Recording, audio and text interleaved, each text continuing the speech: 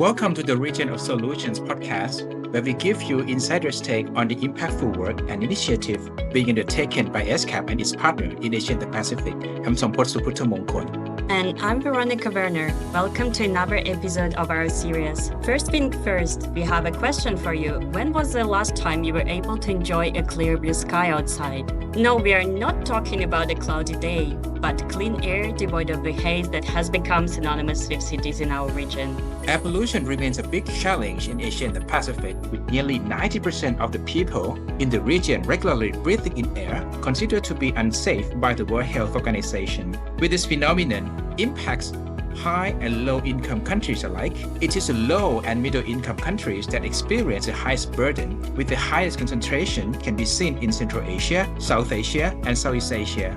As you're all aware, air isn't restricted by physical borders, which means regional cooperation is the most effective way to deal with the challenge of air pollution. And this is where ESCAP comes into the picture. Here, we are looking at ways in which we can support different stakeholders in our region's quest for clean air. But don't listen to us.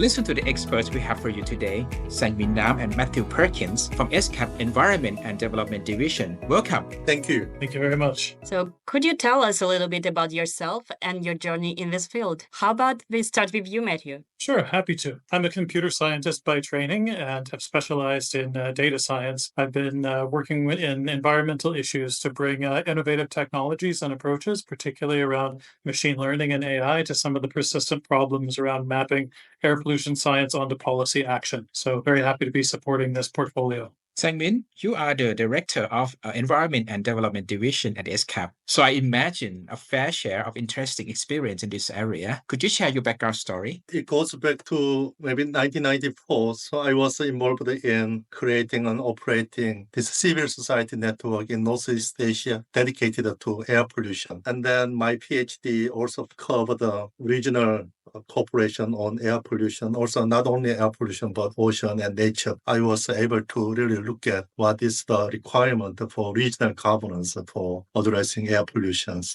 Wow, those are certainly inspiring paths. Our main question that we ask all of our guests on each episode is, what solutions are you working on for the region? So we look at both policy solutions and technical solutions. Many of the issues require policy intervention. It is regulation. It is also related to air quality standards. It is also related to urban planning. So many of air quality management are related to policy and regulatory mechanisms. Sharing such experience among the countries is really critical. And second part is certainly technical solutions. Issues now we are facing is lack of data. So monitoring technology is one, and also sectoral technology for air quality control, transport sector and energy sector, building sector. So most of the sectors require technical solutions. But ESCAP is not the body making our own technical solutions, but facilitating countries to identify and then to share such solutions. So that is one of our common approaches. Further elaborate on the points that Sangmin has made. From a tools perspective, ESCAP has done some really impressive work with the use of machine learning to be able to get the most knowledge from the data sets that our developing countries have. This has impacted areas such as being able to map traffic congestion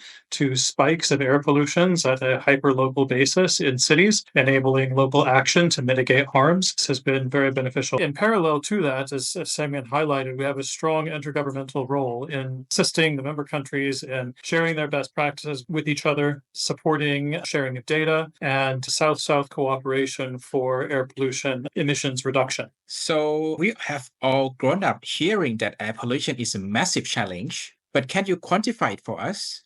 What is the scale of the problem in the region?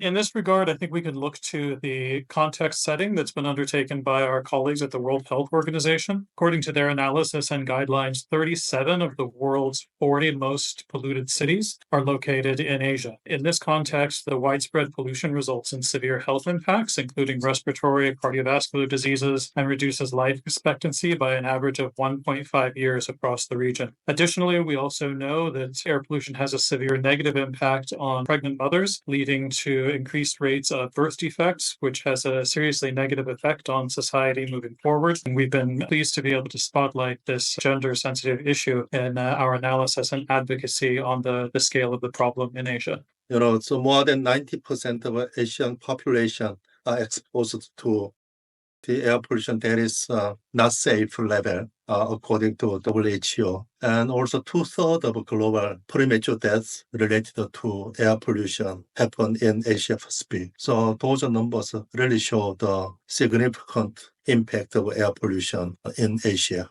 In the era of technology and innovation, how has the quest for improving air quality transformed? Have there been any success story in recent years that made you go, wow, that's good to see? Especially, we have seen great progress and rapid progress in China over last 10 years. Major cities in China were able to reduce air pollution by 50-60%. It is very impressive. It is based on the combination of a policy, technical solution, various technical solutions, and sectoral planning. Still, the current level of air pollution is much higher than even its own national standard. Nevertheless, this experience shows that we can make a quick improvement. I'd like to highlight the recently launched trilateral cooperation between Thailand, Laos, and Cambodia to cooperate with each other to develop technological tools for better monitoring emissions from biomass burning sources, agriculture, forest fires, and so forth. This is a key driver of transnational air pollution in Southeast Asia. So this South-South cooperation is really welcomed. We certainly take note of the ASEAN Second Haze Action Roadmap that has recently been released and look forward to seeing upgraded cooperation and interventions on the basis of that cooperation. Going back to ESCAP, could you tell us a little bit more about ESCAP's initiatives on clean air? The Regional Action Program on air pollution was adopted by member states in 2021. Looking at other parts of the world, like Europe, they adopt regional convention. This is a convention on long-range transboundary air pollution in 1979. So we are far behind. In Europe, they were able to develop many other protocols to really quantify the target for all major pollution. Nevertheless, our member states were able to negotiate and then adopt this regional action program on air pollution. Also based on this, last UN Environmental Assembly adopted another resolution focusing on regional cooperation on air pollution. We see increasing awareness of a value about this regional cooperation. This regional action program consists of 5 areas. Monitoring is one, data sharing and capacity building, sharing best practice, and also looking at long-term multilateral cooperation. I think I could supplement with the excellent points that Sangmin has made with those agreements by highlighting the strong support that we've had from our member countries and putting this agreement into action. We've been very fortunate to receive almost immediately voluntary funding contributions from a variety of member countries that enabled us to move almost directly from the adoption of the agreement to the high-level forum on clean air held in Mongolia, a series of working group consultations, tangible on-the-ground project interventions from an airsheds perspective. So it's really just been very exciting to see ESCAP be able to bring its intergovernmental role to the forefront, get a strong agreement, the first Pan-Asian agreement on air pollution, and then move immediately to operationalizing that through intergovernmental context, technical assistance, on-the-ground project actions. It's really ESCAP at its best, and I'm very excited to be working on this portfolio. Are there any additional areas that regional cooperation can come in? There are actually many areas we really need to expand our collaboration on each sectors, whether energy sector or transport sectors. National capacity for utilizing remote sensing data is still limited, so there is a long way to go. Even policy mechanisms, some countries have a very strong legislation, but many of our member states are not equipped with a strong legislation. So this policy elements is also important topic of regional cooperation. I think ESCAP really has a golden opportunity here. As an intergovernmental organization with a uniquely broad thematic scope, we have our environment work, our energy work, transport work, our IT for development work, sustainable agriculture, technology transfer. We have our APDIM Center working on the sand and dust storms. We really have this multi-vectored approach to air pollution across the most substantive areas of our sub-programs, I think is really unique among the institutions supporting work in Asia on this topic. And further to Matthew's point, I would like to highlight regional cooperation on biomass burning. During first half of last year, Thailand experienced the terrible impact of biomass burning. We clearly see that entire Thailand were on the same airshed. And even air quality in Thailand, in Bangkok, were heavily impacted by air pollution coming out from northern part of Thailand. Many forest fire, which were also partly associated with the biomass burning. ESCAP, our CSAM, Center for Sustainable Agriculture Mechanization, they are working on this. This is critical not only to manage air pollution. In the context of climate action, many countries are really looking at expanding forest and other ecosystem in a way to enhance the carbon sink. So this is called nature-based solution.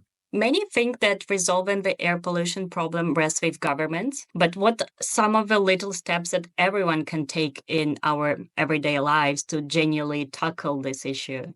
Now people have a better access to air quality data that increase people's awareness and mobilize social and public pressure on government policy. And with that, over the last 10 years, with increased access to air quality data, so we have seen rapid progress in developing policies at national level. So sharing your view to your government, national and local governments, that's very important to advance national action. But even in your daily life, maintaining your car, so reduce emissions from your own vehicle and also utilizing public transport. That's quite an important, contribution that you can make at the personal level. Fly less, utilize low carbon transport where you can, eat less meat. If that's difficult for you, lean towards food sources that have lower emissions profiles. Many people are not aware of the impact of eating less meat in the context of air quality management. We are talking about this particulate matter, PM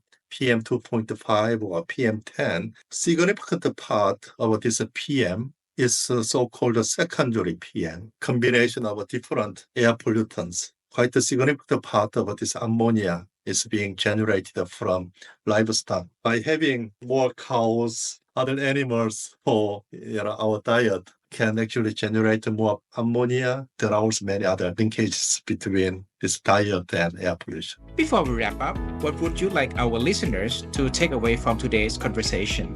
Policy development has been really driven by the level of understanding by the public. So you can be really part of a solution at the personal level, through your local or national governments. So there are many ways you can contribute to changes. Yeah, I would just really like to underscore all of the many reasons we have to be hopeful for the future and change on this issue. I think the diplomatic atmosphere has really shifted in the last several years. The governments are much more willing to cooperate with each other from a shared co-benefits perspective. I think there's really been a change in mindset on the importance of dealing with this issue. And we have significantly upgraded technologies and tools in order to be able to really have constructive change. We've seen some success stories among our member countries where national emissions have really been reduced. We hope to be able to build on those success cases to distribute those wins throughout the region and work collectively to turn the tide on air pollution in Asia.